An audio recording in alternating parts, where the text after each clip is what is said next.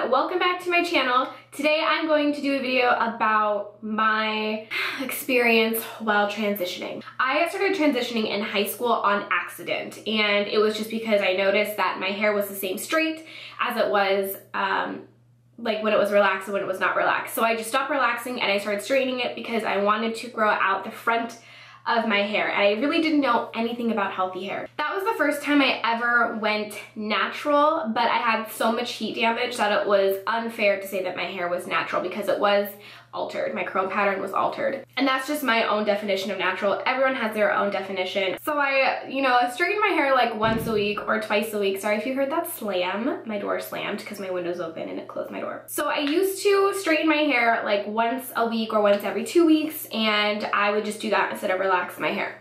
Then when I got a little, like towards the end of high school, I was tired of like going out and having like curly hair, but everything else being straight, or having my hair frizz, so I started relaxing again. Then I continued relaxing until I got into college, and then I saw You Love Meg's channel, and she had healthy relaxed hair, meaning it was long and beautiful and it was relaxed. And so everyone says you have healthy relaxed hair, so I said I want healthy relaxed hair. That's what I want. So I kept relaxing my hair, and I would do like braid outs. I would try to just use no heat. I would scrunch it with mousse. I wasn't doing anything like deep conditioning or leave-in conditioner. Like, I wasn't doing that. Eventually I got the hang of that, but it wasn't enough. I kept straightening my hair, and it was just a battle. It was just back and forth, and the thing I always went back to was heat. I relied on heat more than I relied on relaxers. Eventually, throughout my college experience, I just decided that I didn't want to be relaxed anymore. I also don't want to use heat anymore. For me, it was all about growing my hair. It wasn't always about having healthy hair, but it was about growing my hair. And I knew that if I wanted to grow my hair and keep the length, my hair had to be healthy. So I stopped relaxing. I stopped straightening. I straightened every now and then, but I mostly just did braid outs. Those were my go-to, and the reason why is because it blended both of my textures. Blending textures is not easy. You have very fragile hair down here that is a little more limp. It's maybe a little more, a little less frizzy. And up here, it's a lot thicker, it's healthier, it's like strong hair pushing through, and it's like, excuse me, on my way. So the textures are totally different, and it's really hard to find a style that blends those, especially when it gets to certain parts of your head. The back of my head is very coarse. Well, not very coarse, but it's more coarse than the front of my head. So for me, I was getting frustrated. Like, I thought that this all up here was heat damage and it wasn't going away, and what's happening? Everything else is curly. All I had to do was just let it go and let it grow and cut it when it's dead and just let everything be in its own world. And I wasn't doing that, and so I was getting confused and frustrated. I didn't know anything about my natural texture, because when it was natural, there was so much damage and there was so much excess frizz that it wasn't my true texture that I was used to seeing. So I continued doing braid outs. I would even straighten my hair and then do a braid out on that, and I would just like put oil in my hair. I was really lacking moisture, and I think that's why my hair was beginning to be so frizzy and unmanageable, and then I had all these single strand knots. It's just my hair was lacking moisture. The first time I ever really experienced single strand knots was when I had relaxed hair and I dyed it black. That was the first time I experienced it. It was like box dye. I think it was some brand like L'Oreal, or I don't know. This is when I wasn't cautious of using brands that don't test on animals. So I had a bunch of crap in it, all those chemicals, and it pretty much sizzled my hair just a little bit because I had relaxer in it, just double processed. It's just not good. And then after that, I never was really able to grow out the back of my head. So when I wear my hair curly, or when I wore my hair curly, I always had really short hair in the back, and it was always above my shoulders, and it would kind of create this square effect. I have a picture right here that shows you. I absolutely hated that, and I never really knew how to get rid of it. It was a mess. It was a total mess. But I had to keep going. So what I found out is that I like stretch styles. I like to have my hair pulled back. I don't like when the wind gets a hold of it. I like it pulled back. So I stopped straightening and I stopped wearing it out and curly because it was more damaging since I wasn't taking good care of my hair. And I just continued with protective styles. I did a Bantu knot once, I ripped out a little bit of hair. That was kind of traumatizing. I had never done a twist out because my hair in the front doesn't hold a twist, so I figured I just would never even experiment with it. I'm just not even gonna try. So braid outs were it. Then I started doing the chunky braid outs, which you guys have seen.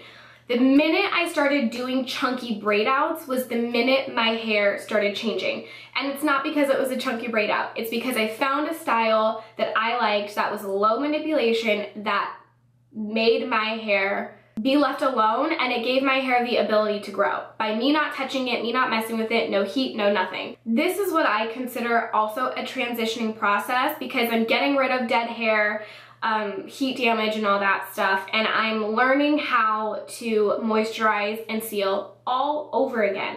I knew about it before, but I really didn't apply it until I started doing that chunky braid out. This chunky braid out was my lifesaver for a really long time. When my hair was shorter, I really liked it because it wasn't very hard to manage. Now it's very hard to manage chunky braid out. It was also easy for me to throw up if I wanted it up. I would put it up on my head before I went outside, and then when I got outside, or when I got to my destination, I would let my hair down if I was at school, or maybe if you go to work, something like that, or if I'm going to a friend's house. Pretty much what I'm trying to say is throughout my entire transitioning process, I was wrong. I was so wrong. I was using heat pretty much all the time, and that is not something I advise doing because now I am finally getting in tune with my natural hair when that could have happened like a year ago or 2 years ago.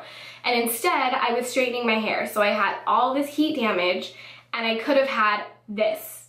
And it was a big waste of time for me. Now I have super, super curly hair. I absolutely love it. I'm still learning about my hair, what products I love using. I used Cantu shea butter and coconut oil as I was transitioning between two textures. But the minute my hair was only one texture, I realized that oil and gel were my thing. Like, those two are my thing. And I still use conditioner as a leave-in, not leave-in conditioner, but a conditioner as a leave-in. And that's something I learned just recently. So things are always changing, it's always moving forward. You might have to step backwards a little bit and analyze, okay, what did I do here? Why do I have so many single strand knots? Why do I have so much shrinkage on one side? You're gonna have to take a step back and analyze.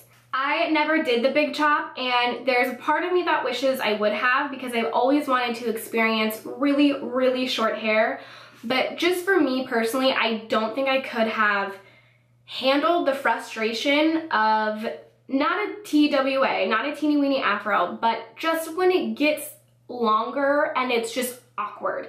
It doesn't really go up, it doesn't really stay down. Also, the back of my head, like my hair when I was younger, grew upwards, so that's always been a problem area for me. So I never wanted to cut my hair and then have it like grow up and then come, I don't know, it's just weird. So doing protective styling was my number one. I had to do that in order to just bear the two textures. I also noticed that when I found something I liked and I experimented outside of that, I got really frustrated. I didn't have patience. I would get really angry because it didn't turn out the way I wanted it to or something like that. And so my advice for people who really are on the go or they get frustrated easily or just have no patience, when you find something, stick to it and hold on to it until you feel like it doesn't work anymore. I would also advise not experimenting when you don't have time.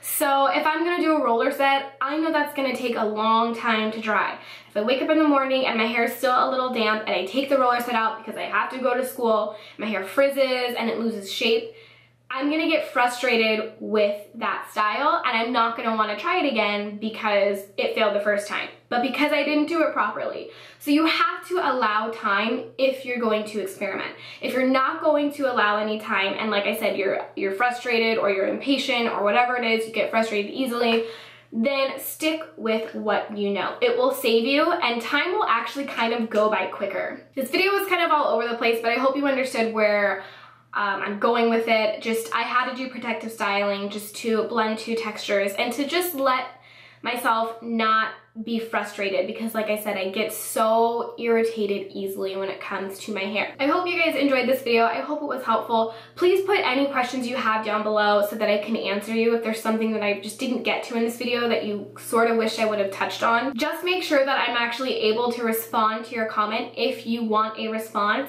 I don't know what it is. I know it's in your Google Plus settings, but it has something to do with you not allowing everyone to respond to your comment. So if I don't respond to your comment, and it's within the first couple of days of an upload, it's not because I don't want to talk to you or I don't like what you had to say, it's because I just cannot respond to you. So that's all for this video. Thank you guys so much for watching. If you liked it, please give the video a thumbs up so I know.